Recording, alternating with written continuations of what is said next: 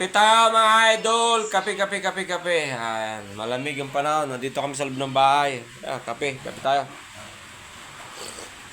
Wala. Halos 2 linggo na mahigit. 2 linggo na mahigit, puro ulan. Wala nangyayari sa atin dito. Papakain ng aso. Tapos, papakain ng mga manok. Pagka medyo minto, maglilinis ng mga damo-damo dun sa labas. Sa ating bakuran. Ito lang tayo. Nagluto tayo ng pagkain ng aking alaga. May sinalang tayo ron. Ayan. Ito lang kami. Ito lang ang buhay namin. Tapos yan. Malaga. Si Mrs. Nilalamig. Nalagaan din. Pakainin din. Nalagaan. Ayan, mga baboy alaga na. namin. Pusa. May pusa pa sa labas. Yan, nagsaing tayo. Ayan, baboy na. Yung misis. Ayan, mga alaga natin. Oh, ang kukulit niyan. Pinabingan ko kasi. Ayan oh, ayan sila. Bali ano to, siyam. Ang galing-galing mo naman, Moy. Diyan ka pa talaga umihi. Pwede naman sa labas. Sabi ko kasi sa iyo, buksan mo lang yung pintuan dun eh. Para doon lang sila iihi sa ano eh. Umihi na naman doon. Mag-ano na naman tayo. Sabi ko kasi, dito lang sila sa labas eh. Kailangan natin naihi. Umihi yung isang alaga natin. Ayan. Ayan mga idol, umihi kasi yung alaga natin. Kaya kailangan natin linisin yung ihi. Alam ko nakaplay ako. Ulit ko eh. Kailangan mabango ang higaan ito mga idol. Ayan. Nag-vlog ako idol. Ingay yan idol. Ingay mo man.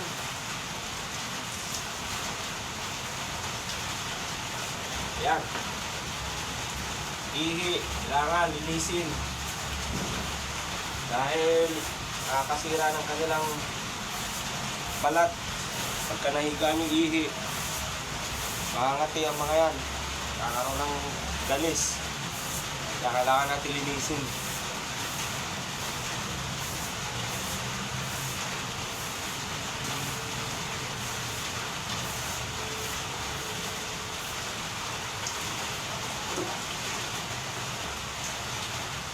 Halos ganito ang ginagawa ko araw-araw, maglinis sa mga aso. Ilinisan ko yung mga yan.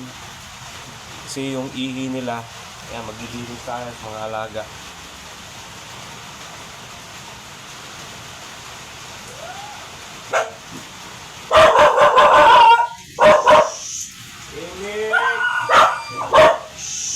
Tahimik naman. Huwag na maingay. Dito naman ako. Ay!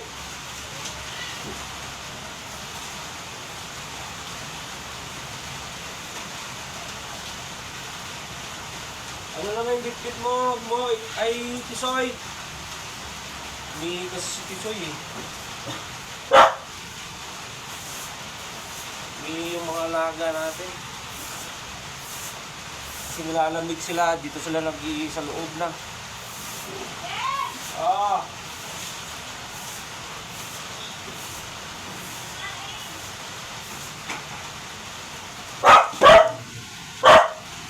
May sinaing pala tayo.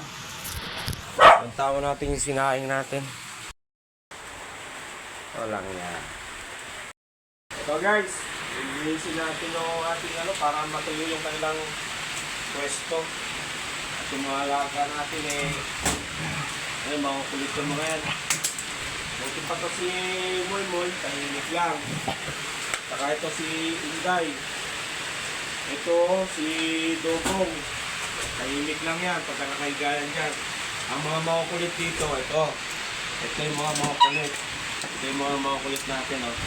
Ito mo pa ito lang to, tahimik lang to. Ang makulit, ito, si Mikay, Tapos ito si Pisoy, makulit yan. At saka ito si Kikay, makulit. Yan ang mga makulit nating alaga. Yan, kailangan natin lilinisan lagi pag ihi.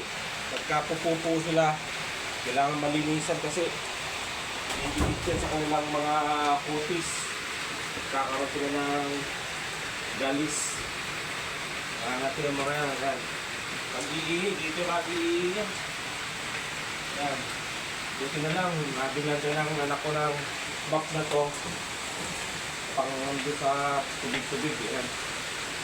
Yan ang ginagawa, mag-aaway. Oh, huwag lang mag-aaway! Maging mabait kayo sa kapwa at aso. Yan. Umuulan pa rin guys. Mga idol, umuulan. Grabe yung ulan dito. Walang dito. Yan. Tapos mga buti ka mo, tiles to. Mangyari natin, tiles. Kung hindi to tiles, patay tayo dyan. Hirap maglinis.